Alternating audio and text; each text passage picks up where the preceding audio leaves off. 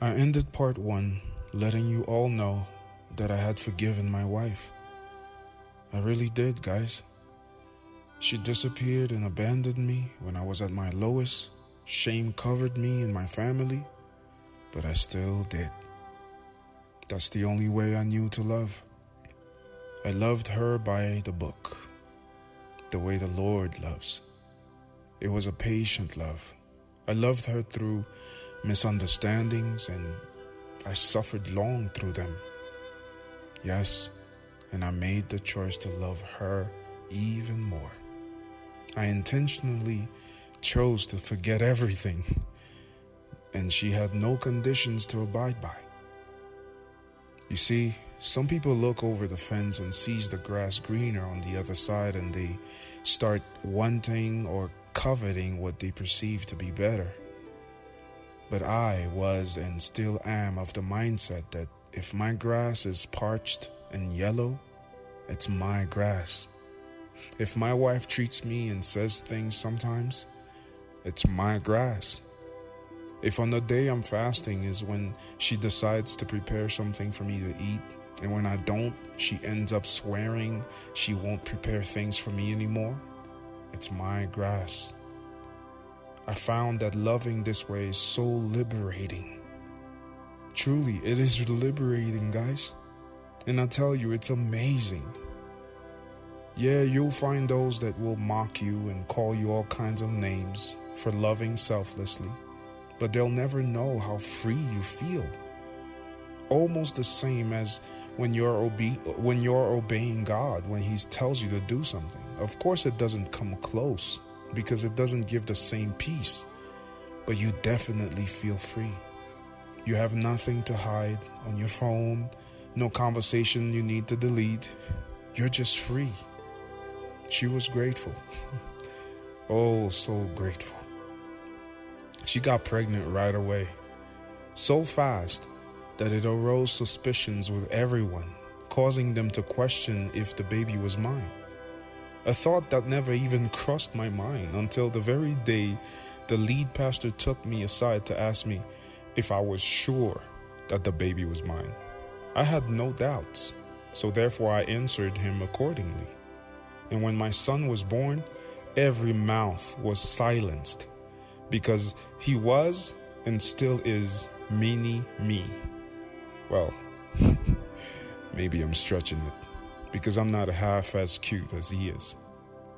A few months after he was born, the derogative comments came back. I was being called all kinds of names, and the behaviors that preceded her disappearance also came back. The feeling of not being good enough was the underlining of every interaction with her. All I cared about was going to work, pay for the bills, and spend time with my family. But that was not good enough. No matter what I did, I needed to do more. Maybe she wanted a bit more security to secure a future for our son, but in the process, she was destroying me as a man. And the thought hit me, and I was absolutely certain that she was going to leave me again. Fear enveloped me like a sleeping bag, and I didn't know what to do. I always believed that if you ever do something once, you'll most probably do it again. Therefore, the thought haunted me to the point where I started drinking again like crazy. And this time, I took it out of the park. I was always drinking, which means I was always drunk. I ended up drinking with the wrong person who started telling me how much of an amazing man I was, that she had been listening to me talk to the managers and supervisors and how smart I was. Things I was never being told at home. And since I was deep down looking for a way out of my misery, it didn't seem like a bad idea at the time to leave my wife first, move on to someone that appreciated me. And so, one thing led to the other, and I cheated on her. It might seem like an excuse to some of you. Yeah, I know. It seems like it to me right now. But oh, I begun to hate myself. I begun to lose myself. My drinking went to a whole other level because I used to take pride in being of the very few men in a conversation that never cheated on his wife. Many times the only one. And I could no longer claim that. I was the faithful one, the one everyone used as an example, and I lost that. My being the faithful one was my identity in some ways, the only value I had in my own eyes. I wasn't good enough at anything else, remember? And so I began to hate her for loving me so little. And so I started making plans, wanting to leave her. I was in a dark, ugly pit of despair. No value, no identity, and feeling worthless. But God in His goodness came to set me free. I later learned that she fasted long for me to leave the drinking, and that's exactly what happened. First, the Lord made me understand that I couldn't leave my family. He made me stop drinking. Then He manifested Himself to me. He came and hugged me, guys. I don't know many people that can say that. Jesus hugged me in real life.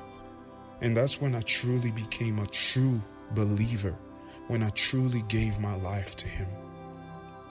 I repented and I redoubled my commitment to my wife, loving her unconditionally. But this time, I no longer was seeking her approval for everything. Instead, I was seeking to hear Jesus. Because He touched me, I was convinced that He was speaking to someone, and that's how I found the Still Small Voice channel on YouTube. And wanting to make sure that I was not being deceived, I started looking for witnesses to confirm every word given to Mother Claire. So I started looking for others, and I found a channel called The Fellowship of the Martyrs with Uncle Doug Perry, whom the Lord spoke to clearly. Another channel was Lord's Lessons from a brother and sister whom received messages from the Lord. And of course, Mother Elisha's channel. That was around 2015, about 7 years ago. That's how I became a heart dweller. Doug Perry said something that stayed with me. He said, if you've abandoned your life to Christ and you still have your wife and family, God bless you. He said that with tears in his eyes because he had a business, was married with 2 little girls, and he lost everything. Now I know why I never forgot. During all those years, I was growing closer to the Lord, but my wife was growing colder towards me. I would from time to time resort to conversating with people about the Lord just to have someone to talk to about those things because I felt that my wife was not interested. We had our second son and things were just moving along. And when COVID started, we moved to New Jersey. She started working for the city. I started working 7 days a week in order to be of value to her, because I was feeling that she was losing all interest in me. And one day, just to confirm my feelings, I asked her if she wouldn't rather that I be home instead of at work on Sundays. And she said she'd rather the money. It got really hard for me. But I did what I knew to do best. I redoubled even more in my love for her, ignoring the comments. I can't say I was a saint, guys. She had reasons sometimes to make me feel that I was worthless. I never finished anything I started. I started medicine and I didn't finish. I started accounting and I didn't finish. I started to learn to do taxes and I didn't finish. I started a security training and didn't finish. And the last thing I started was nursing. And of course, I didn't finish. By the beginning of 2021, she had 3 degrees and a master's degree in clinical psychology, and I had nothing. I wasn't good enough, even worthless to her. But what baffled me is that I was the one she would come to when she didn't understand something. Yep, even for her homeworks.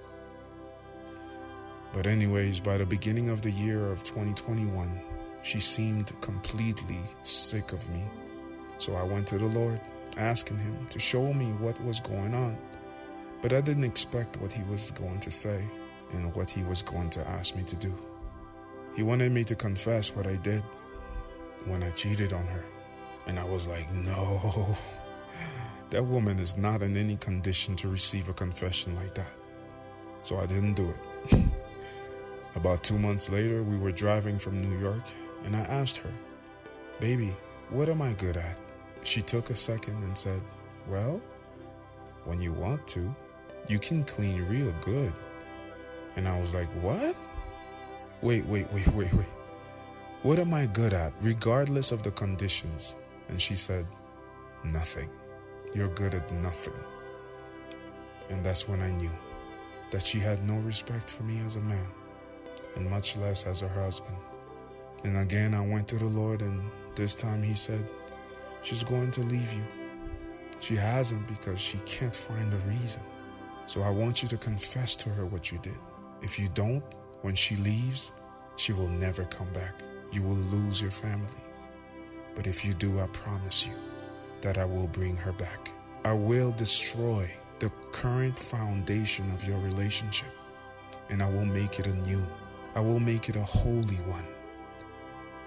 Man, I was so scared in doing it that when I did it, it was hardly a confession. I think I even blamed her. But that's all she needed to get a divorce. She divorced me saying that the Lord will understand, because although she had known that I did that, but that I had disrespected her when I came and told her that again, and that the Bible says if your spouse has relationships outside of the marriage, you are able to divorce them. And the worst nightmare of my life began. The Lord is always right. She was only waiting for a reason. She got divorce papers in front of me 2 weeks later. And when I wanted to take a couple of days before signing it, she made sure I did in that very moment. She said to me she wasted 12 years of her life with me, and that she's not willing to waste another second. And that if I didn't do it now for free, I would do it anyways, and that it would cost me greatly. Her words, the way she said them, with the passion that she employed to say them, those words sunk so deep that my hands just signed the paper. Guys, I thought this would have taken a few months to sort itself out, because the Lord said that she would bring her back. It's been now over a year. She even married another man, and is asking my boys to call me by my name and to call the dude Daddy. I don't want the promise anymore, guys, but I'm holding on just because the Lord told me to do so. He later revealed that he is teaching me to love like him, the Hosea type of love, because she will come back, and that she will be a holy woman and a holy wife. Guys, I don't know how to want or pray for a woman that married another man, but the Lord says that she is still my wife, and to pray for my wife. He said I would seek to feel miserable, but I wouldn't be able to. And it's true. He is right again, because I haven't been able to remain in self-pity for more than one night or moment. I always stay at the beginning stages of that feeling. What a promise. Supposedly I'll be the most joyful and most accomplished and happy husband that I've ever dreamt to be. And that souls are piling up in heaven because of my sufferings. But I don't know how to want this, guys. I don't know how to want the promise. Please pray for me. Well, I remember months later, after I went to see her, and I told her, babe, I remember asking you if I was good at anything, and you said nothing. I want you to know that even animals are good at something. That people that have pets, they say, oh, this dog is so good at doing this or that. To say that I'm good at nothing is a lie. You put me lower than an animal, and then I walked away. But she followed me. She followed me and she turned me around and she said, "You are good at something." And when I heard that, I tightened my butt cheeks because I was expecting the biggest blow, the biggest hit of my life. The biggest blow, the lowest blow. I don't know what I was waiting for, but I was like tightening my cheeks, tightening everything, waiting for it. And then she said it. She said, "You have always been good at loving me." Man, of all the things she could have chosen to say, she said that. And when she saw my face, she said, "Yeah, I know. You're probably gonna say that love is not enough for me and that and this and that." And I'm like, wow, you could have said anything and you chose to say that. You have no idea what you're saying. If I was always good at loving you, it means that I've done everything right. But hey, who am I? Anyways, boys and girls, I do not know how to want this promise. I do not know how to desire it. I do not know how to pray for it. I do not know how to be patient like Abraham was patient. I do not know how to be patient like Noah was patient. I do not know how to be patient like Job was patient because I don't want this. I don't want it. I don't want a woman that married another man.